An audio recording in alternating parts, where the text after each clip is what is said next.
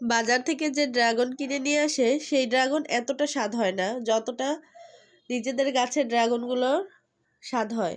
আমার বাচ্চারা তো বাইরের কেনা ড্রাগন খেতেই চায় না। ওরা বাসার ড্রাগনটাই ওদের পছন্দ। বলে এটা এত টেস্ট হয় কেন? জানি না আর বাজারের লোকরা কি মিশায় বা কিভাবে এরকম সবকিছুর টেস্ট আলাদা হয়ে যায়। আমার আবার ঠান্ডা গরমে হঠাৎ করেই ঠান্ডা লেগে গেল, যার জন্য ভয়েসটা এরকম হয়ে যাচ্ছে। বাসায় প্রত্যেকটা মানুষই অসুস্থ। আমার সাথে সাথে বাচ্চাদেরও ঠান্ডা লেগে গেছে, না বাচ্চাদের সাথে সাথে আমার লেগে গেছে আমি বলতে পারবো না। তবে সবারই মোটামুটি ঠান্ডা জ্বর হয়ে গেছে।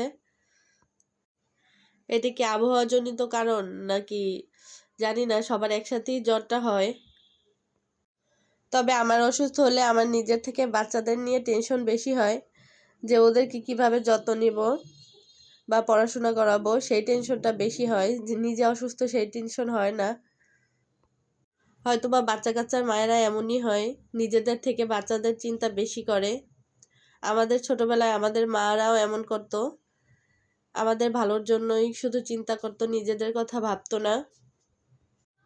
সকল বাবা মাই নিজের স্বার্থ ত্যাগ করে সন্তানের স্বার্থের কথা চিন্তা করে। এই জন্যই হয়তো বাবা মা এতটা মহান। ভালো থাকুক সকল বাবা মারা, বেঁচে থাকুক, নেক হায়াত দেক আল্লাহ।